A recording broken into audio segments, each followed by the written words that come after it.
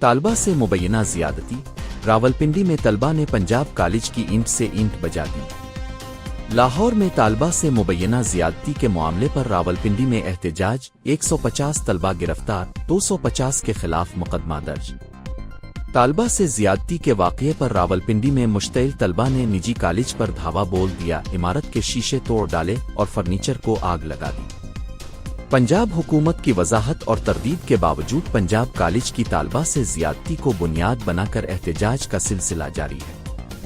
راولپنڈی میں مشتعل طلبہ نے نجی کالج پر دھاوا بول دیا اور اینٹ سے اینٹ بجا دی۔ طلبہ کی بڑی تعداد نے نجی کالج میں گھس کر بسوں کے شیشے توڑ دیے، عمارت، دفاتر اور کینٹین میں توڑ پھوڑ کی اور پولیس کھڑی تماشا دیکھتی رہی۔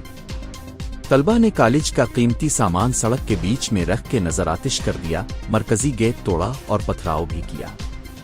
دھوک گنگال میں کالج کے باہر طلبہ نے آگ لگا کر سڑک بلاک کر دی، جس کے بعد پولیس نے مظاہرین کو منتشر کرنے کے لیے آنسو گیس کے شیل برسا دیے۔ شدید شیلنگ کی وجہ سے شہریوں کو سانس لینے میں مشکلات پیش آئیں۔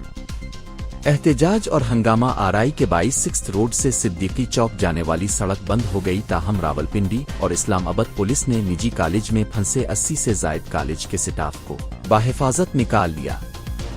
راولپنڈی کے مختلف کالجز کیمپس کے باہر طلبہ کا احتجاج جاری ہے۔ کمرشل مارکیٹ، 6 روڈ، مورگا اور پشاور کیمپس کے باہر یونیفارم پہنے طلبہ نے کیمپسز پر پتھراؤ کیا اور ان کی جانب سے نعرے بازی کی گئی۔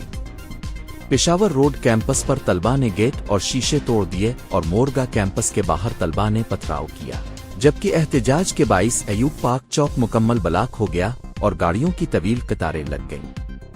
حالات کشیدہ ہونے پر پولیس کی بھاری نفری موقع پر طلب کر لی گئی۔ مورگا پر بھی پولیس اور مظاہرین میں تصادم ہو گیا۔